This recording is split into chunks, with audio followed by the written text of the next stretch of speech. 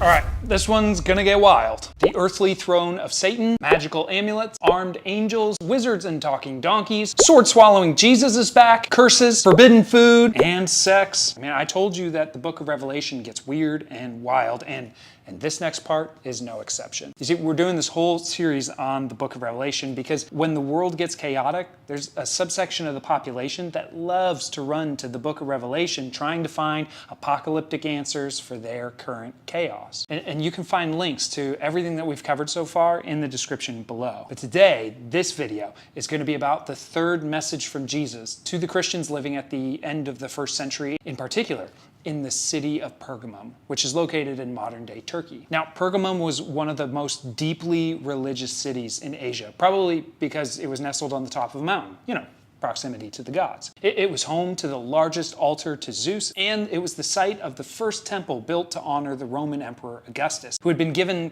really divine status by that point in history. Being a deeply religious city made it a challenging place for the Christians who lived there. They were under religious obligation not to worship any other gods or participate in their feasts and festivals. And that created social barriers when it came to events for gods like Zeus, but it created life-threatening scenarios when it came to the cult of Rome and emperor worship. Refusing to participate in those feasts and festivals was a crime against the empire, and it could mean a death sentence. Pergamum was also one of the cities that Rome ran its judicial system out of, and that meant that people from all over were brought to Pergamum to be tried, especially for crimes against the empire. For the Christians living there, the temptation after seeing all of that would be to compromise on their convictions, and it would have been unbearable. Here's what Jesus had to say to them. These are the words of him who has the sharp, double-edged sword. Now, that's a reference back to that cosmic image of Jesus that the author wrote about at the beginning of the book of Revelation, the sword-swallowing Jesus. The background of this image is rooted in a prophecy that talks about how the Jewish Messiah would have a mouth that would function like a sword by which he would bring judgment on earth. His words were going to cut between what's acceptable and unacceptable, right and wrong, good and evil. Each of the messages that we have and will cover start with different aspects of that cosmic Jesus. And choosing this one foreshadows what he's about to say. But he starts with an affirmation. I know where you live, where Satan has his throne. Yet you remain true to my name. You did not renounce your faith in me, not even in the days of Antichrist, my faithful witness, who was put to death in your city, where Satan lives. Twice, Satan's mentioned here. What is he talking about? Well, by this point in Judeo-Christian religious history, evil has a personified leader, referred to as the Satan or the devil. Now, does Jesus actually think that Satan has a mountaintop home and a throne in Pergamum? Not likely. It's probably a reference to both the temple to Augustus and the judge's seat of Rome, by which Christians like Antipas were put to death for refusing to participate in the political cult. And here's where we get our first taste of Jesus equating the actions of Rome with the actions of Satan himself. And this equating of the political cult of Rome and the work of the devil is going to come up again and again throughout the book of Revelation. The point is, though, Jesus acknowledges that Pergamum's a tough place to live. He honors the Christians there who have managed to maintain their integrity in the faith, but not everybody. Nevertheless, I have a few things against you. There are some among you who hold to the teaching of Balaam, who taught Balak to entice the Israelites to sin so that they ate food sacrificed to idols and committed sexual immorality. Likewise, you also have those who hold to the teachings of the Nicolaitans. First, look, we don't know who the Nicolaitans are. There are a few theories, but we'll leave that alone for now. Way more interesting is Balaam. This is a reference to a really obscure story in the Old Testament. After the Israelites were freed from slavery in Egypt and wandering around in the wilderness, they wandered through the plains of Moab, and the Moabite king, Balak, was scared of this large horde of people crossing through. So he sends some servant to fetch a local wizard named Balaam and asks Balaam to put a curse on the Israelites. And Balak promises him a large sum of money. He just has to meet him on a mountaintop, curse the Israelite people, and be on his way getting paid. So the wizard makes the trip. But while he's on his way, the donkey that he's riding keeps getting spooked for seemingly no reason and rides off the road. And then he rides up against a wall, smushing Balaam's foot. And then finally, the donkey just gets so scared he lays down and stops moving altogether. And each time, Balaam beats the snot out of the donkey. But after the third time, the Lord opened the donkey's mouth, and it said to Balaam, "What have I done to you to make you beat me these 3 times? Am I not your own donkey, which you have always ridden to this day? Have I been in the habit of doing this to you? No, Balaam said. Then the Lord opened Balaam's eyes, and he saw the angel of the Lord standing in the road with his sword drawn, which is the invisible thing that the donkey had seen the entire time and was trying to avoid. Then the angel calls Balaam out for the reckless road that he's on, meeting with Balak and everything. And Balaam promises the angel to only bless or curse as God allows him. And he continues on, and he meets with Balak, but God won't let him curse the Israelites. And obviously, Balak, the king, finds that frustrating. And Balaam still wants his money. So Balaam says to the king, hey, I can't curse these people, but I'll show you how to get them to essentially curse themselves, and then you can still pay me. Send your women out to seduce the men. Get them to violate their religious vows by participating in feasts and festivals, worshiping your own gods. And then they'll get themselves into trouble with their own God, and their God will curse them. So they do. We don't know exactly what they did, but we know it involved sex and food eaten in celebration of other gods. So what was the teaching of Balaam? It's compromise. What did that compromise look like for the Christians in Pergamum? And more importantly, why was it a problem?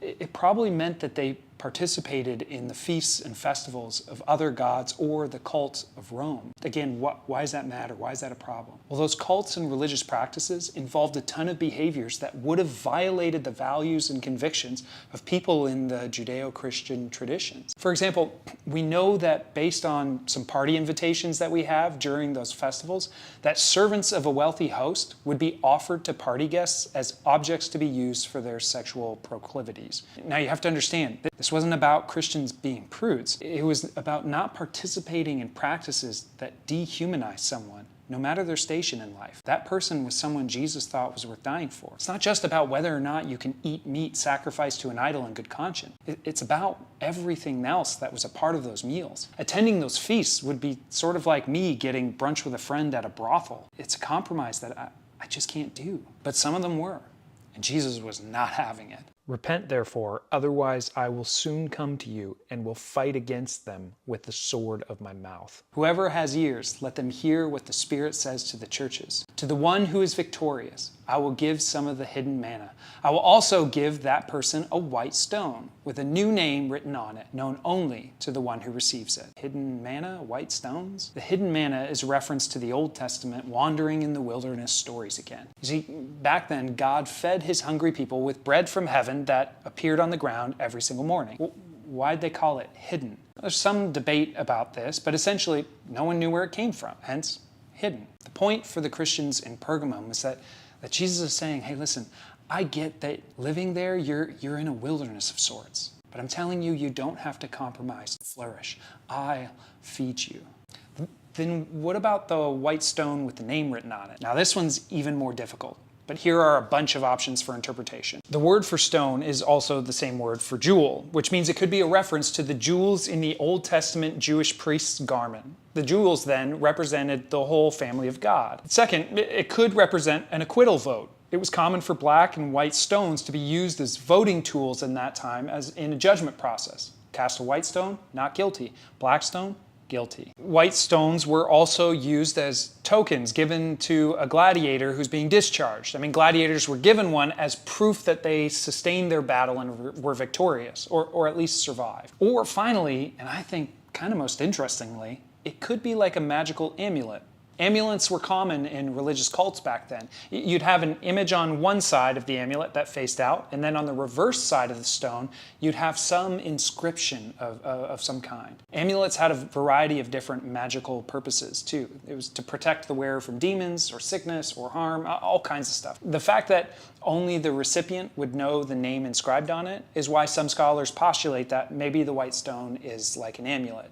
Also, we've got some archaeological finds of Christian amulets. It's not that crazy to think, given that people used to use the name of Jesus to heal the sick or cast out demons. Presumably, if you've overcome the struggle, you don't really need a magical amulet though. So it still remains a mystery of what it means. But ultimately, the message was a word of warning and fortifying encouragement to the people living in the pluralist city of Pergamum. Evil was operating through the political cult of Rome. So don't follow the teaching of Balaam and compromise with that culture. Evil doesn't just operate through overt demonic curses like horror films would have you believe. This isn't The Exorcist. It operates through the political and religious culture in which you find yourself. It's operating when you participate in those practices that celebrate the dehumanization of people, turning other people into objects who exist for your own pleasure. Jesus is saying to them, you don't have to compromise with that to flourish.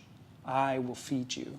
So, what does that mean for you and me? Well, this one gets kind of dicey, because as soon as you start talking about the devil operating through a political system, people here in the country I live in basically lose their minds in one of two ways, especially with an election coming up in the next few days. And when you talk about compromising with culture sexually, social conservatives and liberals immediately start waging a culture war over very particular issues. But I think it's entirely possible that all of that is a smokescreen for something deeper. Here's where my own personal reflection goes. Where am I tempted as a result of compromising with this culture to dehumanize people, to treat others as objects who exist for my own purpose or pleasure, believing that that's what will lead to my flourishing? I hear Jesus saying, hey, I get that you live in a tough city. It's difficult to remain faithful, but don't compromise by dehumanizing people that I thought were worth dying for. You don't have to compromise in order to be accepted or have approval. You don't have to compromise in order to flourish. I'll feed you with the hidden manna. I have your stone of acceptance and approval, and I can't wait to give it to you. So, there you have it. Throne of Satan, magical amulets, armed angels, wizards and talking donkeys, sword-swallowing Jesus, curses, forbidden food, and sex. I think we hit it all. Why don't you go ahead and throw your comments or your questions in the comment section. That's it for this one. We'll see you next time.